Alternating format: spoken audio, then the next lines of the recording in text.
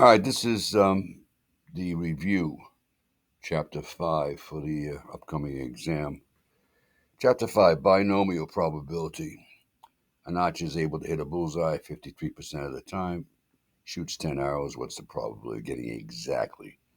The exactly's are the most straightforward ones. You're going to use binomial PDF, and we're looking for here again exactly 4. Well, there it is. Trials at 10, probability of a success hitting a bullseye 0.53. You want exactly 4. And hitting paste 0.179, letter D, exactly 4. Number 2 is a little interesting here because you got 11 identical components which function independently. Probably that a component will fail is zero point 0.2.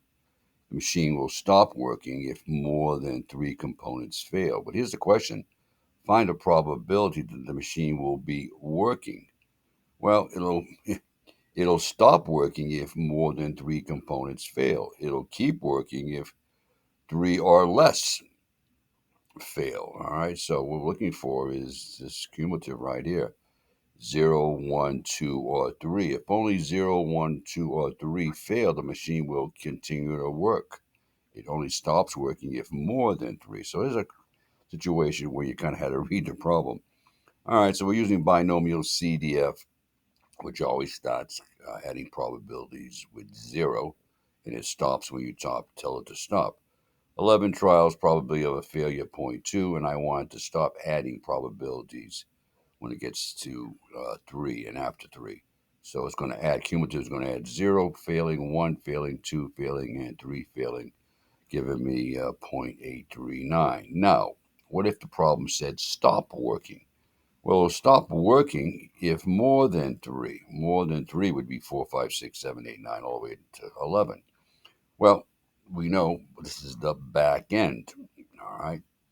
So what I wanted to do is to find a probability of 0, 1, or 2, or 3, subtract that from 1, and then I'll have the probability that 4, 5, 6, 7, 8, 9, 10, or 11 fail, which means the machine will stop working.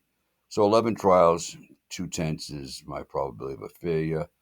I'm telling the cumulative to stop adding after it gets to 3. But here again, I'm subtracting this answer here from 1, giving me the back end.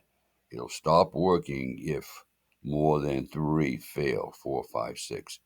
But you kind of knows what's going on here. 0.839 added with 0.161. They're complements of one another. All right. This is the complement. 0, 1, 2, and 3 is the complement of 4, 5, and 6, as you would expect.